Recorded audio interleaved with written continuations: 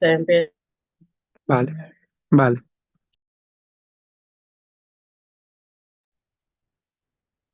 Buenas noches, este es el grupo 3, los cuales vamos a explicar lo que es la bronquiectasia, su sintomatología, sus antecedentes, su diagnóstico y cómo tratarla. Siguiente, por favor.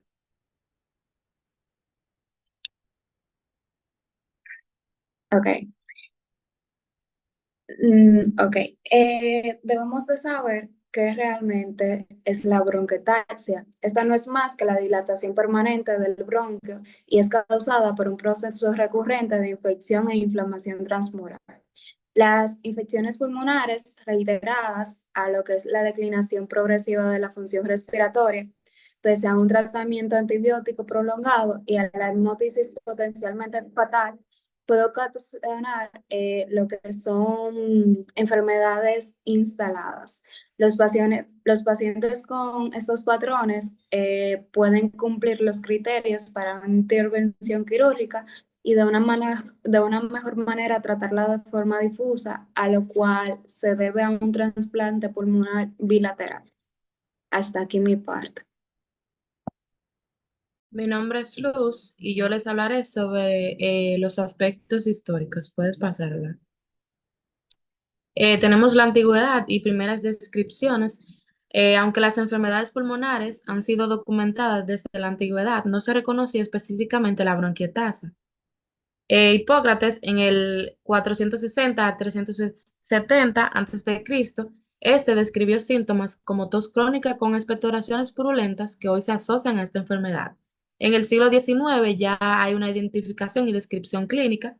René Laennec, inventor del estetoscopio, describió la bronquiectasia en su obra de la auscultación mediante. Utilizando su dispositivo, reconoció ciertos patrones respiratorios anormales y este estableció una relación con las infecciones pulmonares crónicas. Durante esta época, las autopsias jugaron un papel clave en la identificación de la enfermedad, ya que estas mostraban bronquios anormalmente dilatados y llenos de moco.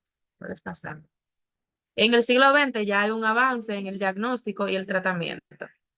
Tenemos que en la primera mitad del siglo XX, con el auge de la radiología, se comenzaron a utilizar radiografías de tórax para visualizar las dilataciones bronquiales.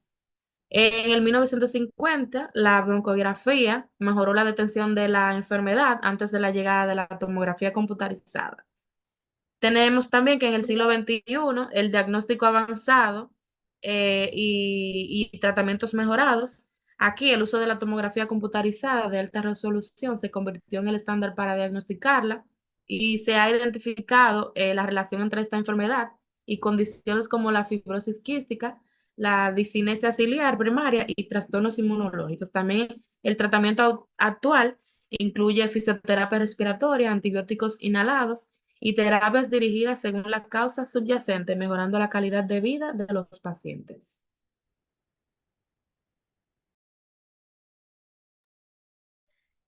Buenas, mi nombre es Francisca de León y junto a mi compañero Junior le estaré hablando sobre lo que es la anatomía patológica. Puede pasar. En primer lugar, tengo que decir que la bronquiectasia, como sabemos, es una enfermedad pulmonar crónica que esta se caracteriza por la dilatación anormal e irreversible de los bronquios, que está acompañada de una inflamación crónica, una destrucción de la pared bronquial y acumulación de secreciones. Puede pasar. Como dije anteriormente, aquí se presenta lo que es un daño estructural progresivo, lo cual favorece que el paciente pueda presentar lo que son infecciones recurrentes y también esto se puede acumular afectando negativamente los pulmones. Puede pasar. Ya en cuanto a los cambios generales en la bronquiectasia, en primer lugar, los bronquios presentan lo que es una dilatación permanente y una destrucción progresiva de su pared, afectando en su estructura normal.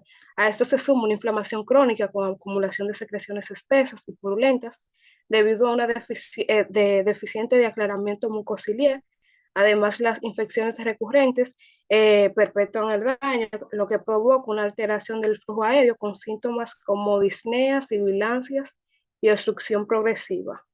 Puede pasar. Ya en cuanto a la afectación del epitelio bronquial, aquí uno de los primeros cambios es la pérdida de las células ciliadas, lo que dificulta la eliminación del moco y favorece lo que es la colonización bacteriana. También ocurre lo que es una metaplasia escamosa, donde el epitelio normal es reemplazado por uno más resistente, pero menos funcional en la eliminación de secreciones. A esto se suma una hiperplasia de células caliciformes que incrementa lo que es la producción de moco, que contribuye a la obstrucción bronquial. Ya en casos avanzados, el daño epitelial puede causar lo que son úlceras y necrosis o una pérdida de la integridad de la mucosa, y además de que puede presentar edema epitelial que agrava lo que es la obstrucción. Puede pasar. Ya para finalizar con mi parte, aquí lo que se da prácticamente una afectación en la lámina propia, que encontramos una infiltración de células inflamatorias, como podemos ver en la imagen, como linfocitos, macrófagos y neutrófilos. En algunos casos, si hay un componente alérgico, también se observa eosinófilos.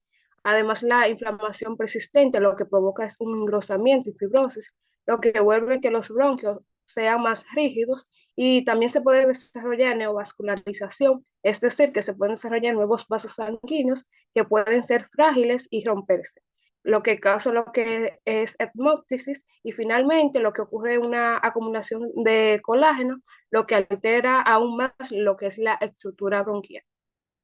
Gracias. Bien, en este apartado de la anatomía patológica, yo le continuaré hablando sobre cómo se ven afectados el músculo liso, el cartílago y el tejido elástico. En la afectación del músculo liso, en las primeras fases de la enfermedad, se produce hipertrofia del músculo liso en la pared bronquial como respuesta a la inflamación crónica. A medida que la enfermedad avanza, ocurre lo contrario, una atrofia muscular con pérdida progresiva de fibras musculares y disminución de la capacidad contráctil. Las fibras musculares también sufren desorganización, lo que contribuye a la incapacidad del bronquio para mantener su estructura. Además, hay una disminución de la respuesta bronquial, lo que altera la regulación del calibre bronquial. Continúa. En la afectación del cartílago, este sufre una degeneración progresiva, lo que compromete su función de sostén. Primero ocurre una destrucción del cartílago hialino, debilitando la estructura de los bronquios. Posteriormente hay una fragmentación y reabsorción de cartilaginosa, lo que favorece el colapso bronquial durante la expiración. En fases avanzadas se observan pérdida total del cartílago, lo que impide que los bronquios dilatados recuperen su forma normal. Y en el cartílago se forma una fibrosis, lo que genera mayor rigidez y altera la mecánica respiratoria. Continúa. Por último, el tejido elástico y el parenquima pulmonar también se ven gravemente afectados. Se produce una pérdida de fibras elásticas, lo que impide que los bronquios retornen a su diámetro normal tras la inspiración. Aparece también una fibrosis peribronquial que refuerza la dilatación prolongada. Esto genera una distorsión del parenquima pulmonar con áreas de colapso y sobredosis alveolar.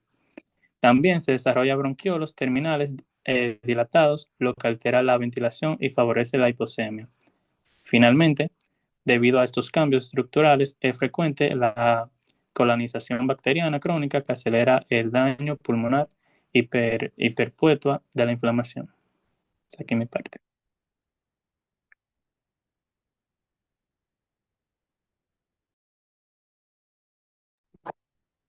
Yo continuaré hablando, mi nombre es Manuela Peralta, sobre la etiología. Las causas de la bronquiectasia pueden ser por bronquiectasias localizadas, dada por infecciones, virus como el adenovirus, influenza, sarampión y rubiola, bacterias como el estafilococos, la Klebsiella y gérmenes anaeróbicos. La tuberculosis También es una causa frecuente de bronquiectasia, en este caso, de predominio en lóbulos superiores. También puede ser causada por una obstrucción endobronquial en adultos, causada por un carcinoma pulmonar, y en niños la causa más frecuente es la obstrucción endobronquial, es la aspiración de cuerpo extraño. Las bronquiectasias también se han asociado al síndrome de hipertransparente Swinger-James-McLeod, caracterizada por una hiperclaridad unipulmonar, hipovascularizada y atrapamiento aéreo debido a una bronquiolitis o bilateral secundaria a un cuadro infeccioso durante los primeros 8 días. Otras causas de bronquiectasias localizadas son el secuestro pulmonar, atelectasias postoperatorias y bronquiectasias difusas de origen pulmonar. Pueden ser causadas por sustancias tóxicas como el amoníaco, la aspiración de contenido gástrico o la heroína, incluso por la vía intravenosa. Hasta aquí mi parte. Yo soy Carla Mendoza y le estaré dando continuación a lo que es el tema de la etiología de las bronquiectasias. Eh, También existen lo que son de origen extrapulmonar. Aquí hay lo que es una aspergiólisis bronquiopulmonar alérgica que se debe pensar, al parecer, que aparecen en las bronquiectasias centrales, en un asmático refractario al tratamiento. También en las inmunodeficiencias congénitas y adquiridas, infección por VIH y fibrosis quísticas. También está lo que es el síndrome de Young, que esas son infecciones sinopulmonares recurrentes, alteraciones en la estructura del test del sudor. También en el déficit del alfa antiprixina. Ese se asocia a bronquiectasias. Aún no, este no está tan claro cuál es su origen. El síndrome de uñas amarillas, estas son uñas amarillas, esta se asocia a linfedema, a derrame pleural y también a la bronquiectasias. Y también está el defectos del cartílago. Aquí entran lo que son el síndrome de William Campbell y el síndrome de Munier con o traqueobroncomegalia. También están la bronquiectasia por enfermedades congénitas, ya esa la mencioné. El síndrome de Marfan, síndrome de Ehlers-Danlos. También están los secuestros pulmonar intralobular y los bronquiectasias desconocidas. Hasta aquí mi parte, gracias. Buenas noches, mi nombre es Lorena Bautista. Yo les estaré hablando sobre lo que es la patogenia. Siguiente. Siguiente.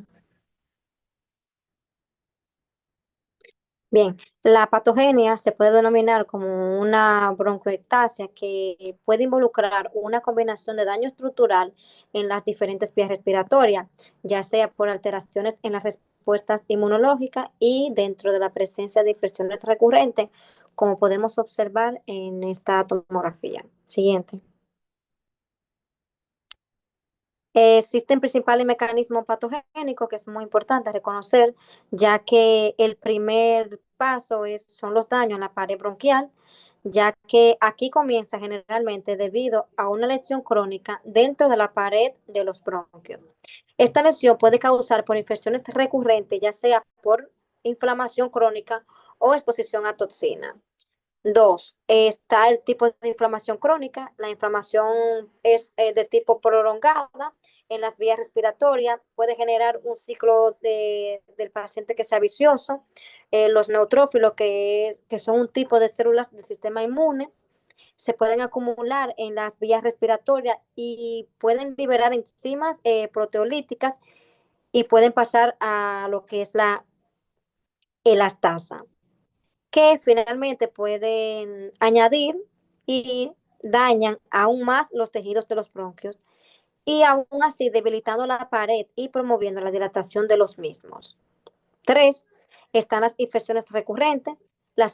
Aquí está del tipo de infecciones bacterianas, como las causas, ya sean por pseudomonas aeruginosa o hemofilia de la influencia, son comunes en estos pacientes con bronquiectasia, ya sea del tipo de infección perpetua, de la inflamación y el daño tisular, lo que contribuye a la progresión de la enfermedad.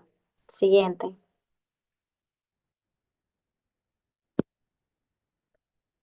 Siguiente. Hasta aquí mi parte. Yo les seguiré hablando sobre atrás. La continuación de mi compañera.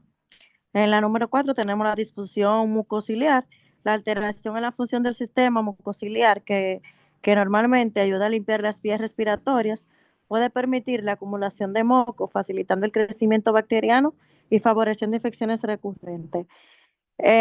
También tenemos los factores predisponentes, algunos factores genéticos como la fibrosis quística, enfermedades autoinmunitarias como el síndrome de Sjögren o la artritis reumatoide y antecedentes de infecciones respiratorias graves como la tuberculosis. Son factores predisponentes clave en el desarrollo de bronquiectasias. Además, el humo del tabaco y la exposición a contaminantes ambientales también son factores de riesgo importantes.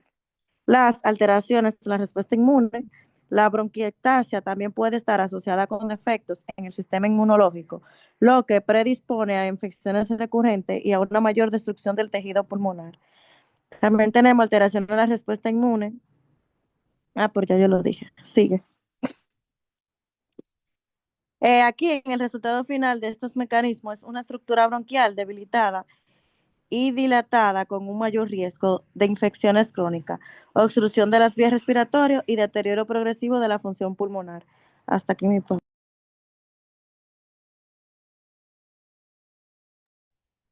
Mi nombre es Ruth Peña y yo les voy a hablar sobre los síntomas principales, sobre el cuadro clínico, los síntomas principales. Está la tos crónica con expectoración abundante. Este síntoma suele ser más frecuente. Esputo purulento, espeso y con mal olor que puede presentarse en capas al dejarlo reposar. También aumenta en las mañanas por el drenaje postural. La hemoptisis puede ser leve con estrías de sangre en el esputo o masiva. Se debe a la inflamación crónica y a la neovascularización anormal de los bronquios.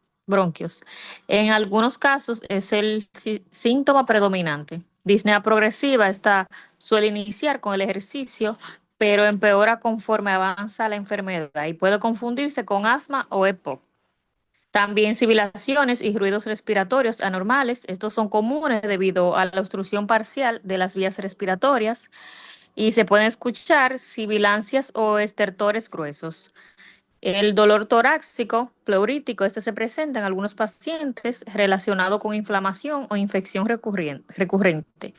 Y la fatiga y pérdida de peso, esta se debe a la inflamación crónica y el gasto energético elevado por la dificultad respiratoria. Y es más común en casos graves o infecciones recurrentes. Hasta aquí mi parte.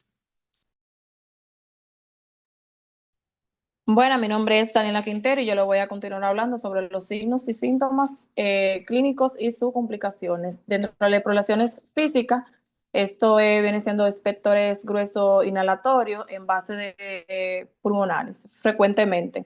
Ya en caso de sibilancia o roncus por obstrucción pulmonar, debemos de enfocarnos que esos pacientes llegan con pálido de tambor, también hipocratismo digital y enfermedad ya avanzada. Ya en sus complicaciones tenemos las infecciones respiratorias recurrentes, background, la protección de la enfermedad puede causar fiebre, aumento de esputo purulento, ya en accesos pulmonares, infusiones graves con destrucción de tejidos pulmonar, puede generar fiebre alta, escalofríos y expectoración con mal olor. Y en la insuficiencia respiratoria crónica, en casos ya avanzados, como hipoxia persistente, puede referir oxígeno, suplemento de pulmonares y también la hipertensión pulmonar secundaria por daños pulmonares. Ya viene siendo como los signos ya de insuficiencia cardíaca derecha y puede causar edemas y hepatomegalia. Gracias, hasta aquí mi parte. Saludos, mi nombre es Katherine y yo les voy a estar hablando sobre el diagnóstico. Pásala. El propósito de la evaluación es confirmar el diagnóstico, identificar las potenciales causas tratables y la valoración funcional. Básicamente consiste en estudios de laboratorio, imágenes médicas y pruebas de función pulmonar. El primer estudio de laboratorio que tenemos es el hemograma completo. Esta herramienta es indispensable para identificar datos subjetivos de sobreinfección de las bronquiectasias y más si se asocia a cultivos de esputo. El estudio del esputo revela neutrófilos abundantes y colonización o infección con diversos microorganismos. Con la atención adecuada y el cultivo del esputo se obtienen datos que orientan al microorganismo. Siguiente. En cuanto a los estudios de imágenes, tenemos la radiografía. La radiografía de tórax es un estudio bastante accesible y se documentan hallazgos patológicos en más del 80% de los pacientes con bronquiectasias. Sin embargo, no es un estudio sensible ni específico para el diagnóstico de la misma. Algunos signos radiológicos objetivos comprenden los rieles en tren-vía, que son opacidades lineales paralelas correspondientes a los bronquios dilatados de pared engrosada. También tenemos el anillo en sello o de sello, que es una imagen del bronquio en que se observa bien definida la pared. Y por último está el dedo de guante, que representa opacidades irregulares periféricas correspondientes a tampones mucosos bronquiales. Siguiente. En otro estudio de imagen tenemos el TAC de tórax.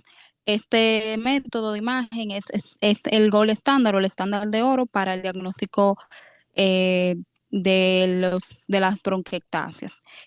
Con cortes de 1 milímetro a intervalos de 10 milímetros en expiración máxima.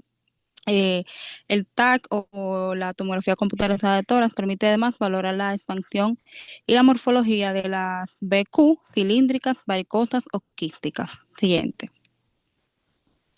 Y las pruebas de función pulmonar, tenemos la espirometría, que puede presentar un patrón obstructivo, restrictivo o normal. El patrón depende de la etiología de las bronquiectasias y si es que son focales o difusas. Pueden presentar también reversibilidad con test de metacolina.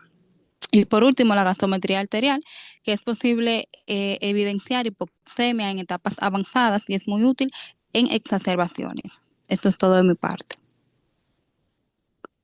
Buenas noches, mi nombre es Emilio García y bueno, yo continuaré con el tratamiento. La siguiente, por favor.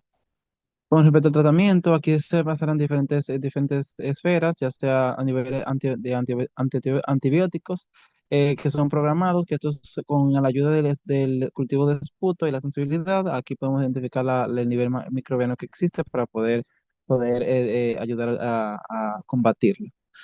También a nivel de mucolíticos, se pueden meter mucolíticos con terapia de hidratación. Hará un conjunto de lo que es la aciteína y la solución salina hipertónica que ayudarán con una reducción mucosa. También la fisioterapia respiratoria, que se basa en un drenaje postural técnico un drenaje postural de un conjunto de técnicas que ayudará a reducir lo que es la lactosa asistida y con una perfusión torácica. También los broncodilatadores también ayudarán mucho al paciente a lo que cuando el paciente se presente lo que es una obstrucción significativa para mejorar lo que es la ventilación. Con la siguiente, por favor. También otras esferas que pueden ayudar a nuestro paciente a nuestro paciente a recibir un tratamiento adecuado, también pueden asistir o existen lo que es opciones quirúrgicas, que en este están lo que es la resección de segmento de la velotomía. En este caso es cuando en casos muy localizados, cuando hay resistencia a otros tratamientos, se puede recurrir a este. También neumoctomías en la cual sea la enfermedad unilateral y el trasplante pulmonar, ya en caso en que pacientes presenten una insuficiencia respiratoria terminal secundaria a una bronquiectasis. También los ejercicios terapéuticos y rehabilitación pulmonar son muy beneficiosos o tienen beneficios tales como la mejoría del funcionamiento pulmonar, la reducción de secreciones y optimización de la aclaración mucolítica y también la disminución de disnea y fatiga con actividades diarias y el fortalecimiento de muscular y mejoramiento del bienestar psicológico. Eso es todo de nuestra parte. Muchas gracias.